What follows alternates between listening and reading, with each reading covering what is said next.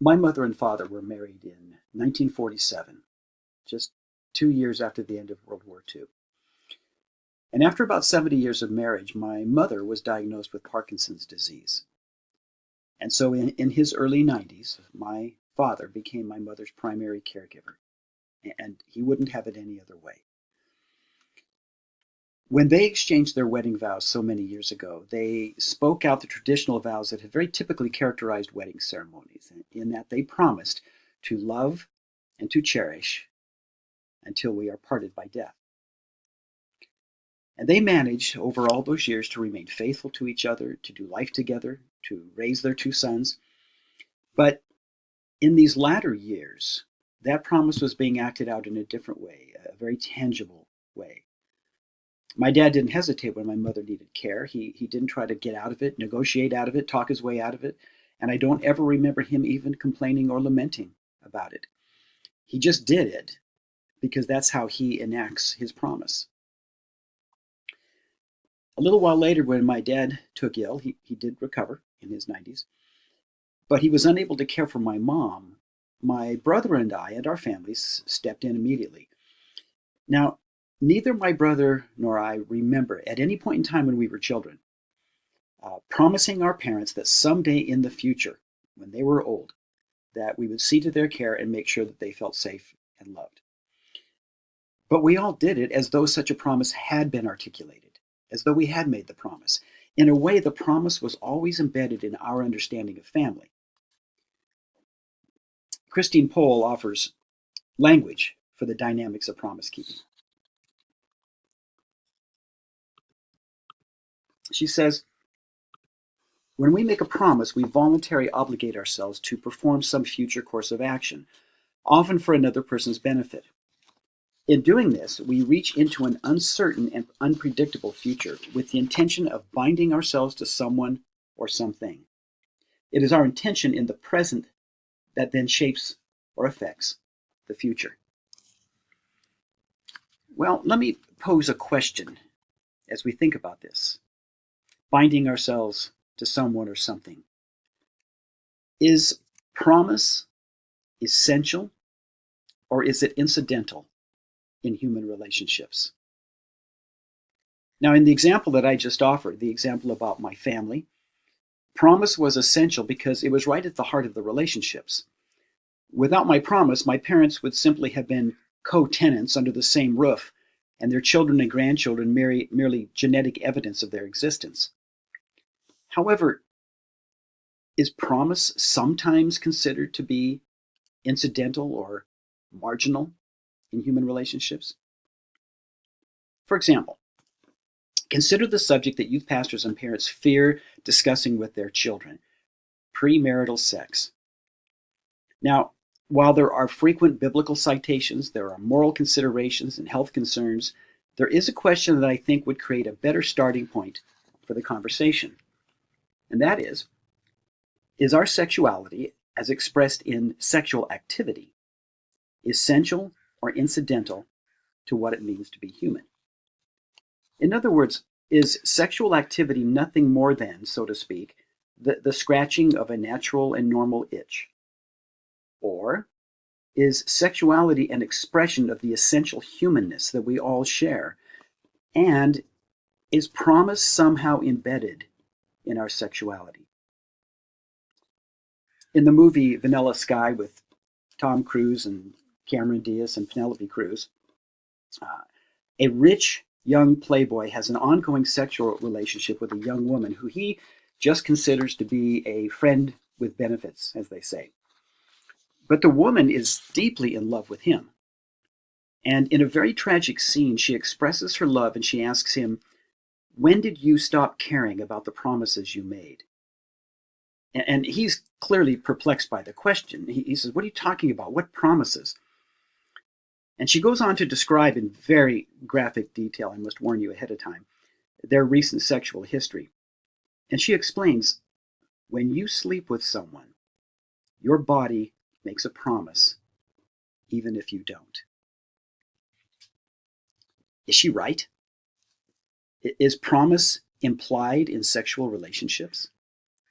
Can it be that the writer of this script offered an insight into the essential nature of, of promise in relation to our humanness? The Apostle Paul suggested this in 1 Corinthians 6. He said, "Do you not know that whoever is united to a prostitute becomes one body with her? For it is said, the two shall become one flesh." Is there promise embedded in that? Well, Paul claims that there is a significant connection between fidelity or faithfulness and promise. And she says, although promising and fidelity are closely related, there are some differences. While fidelity or faithfulness generally involves being able to remember something of the past in making and keeping promises, we also need to have some ability to conceive of the future and have some capacity for language. You know, I've had a number of opportunities to meet with couples who would like for me to officiate at their wedding and who are already living together or at least have a significant sexual history. I ask them to tell about the things that they share together, their living arrangements, their money, their bodies, and so on. And then I tell them that what they've described sounds a lot like the trappings of a marriage. So why would they want to bother with the wedding?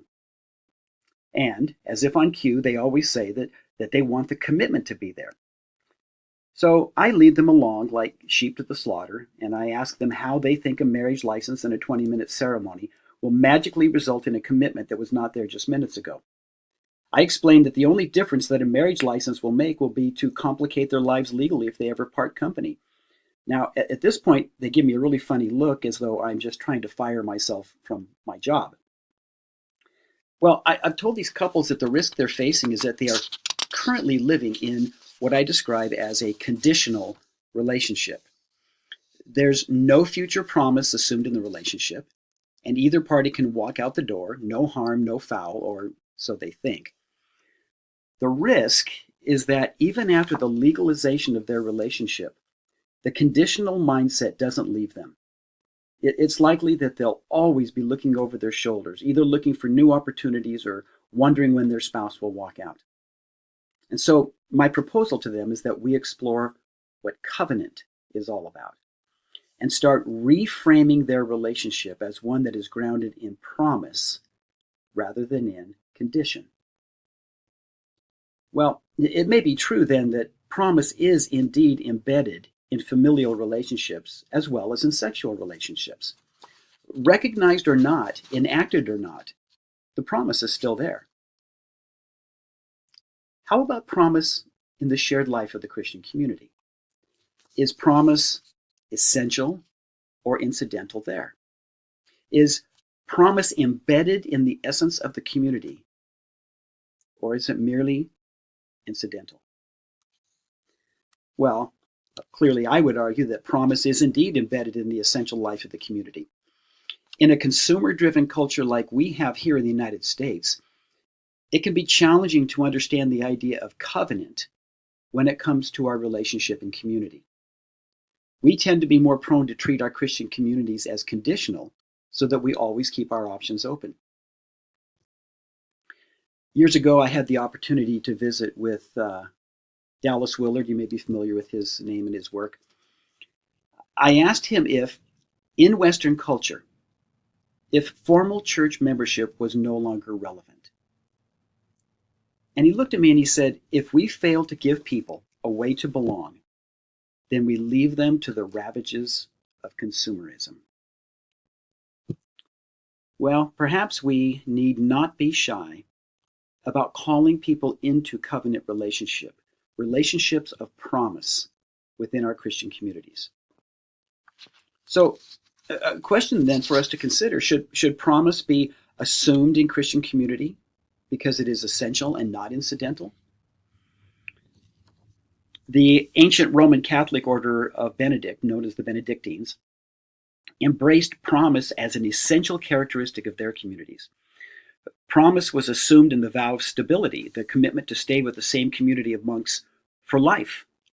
Even though a monk may need to leave the house for a season to minister in another context, the monk would always return home again.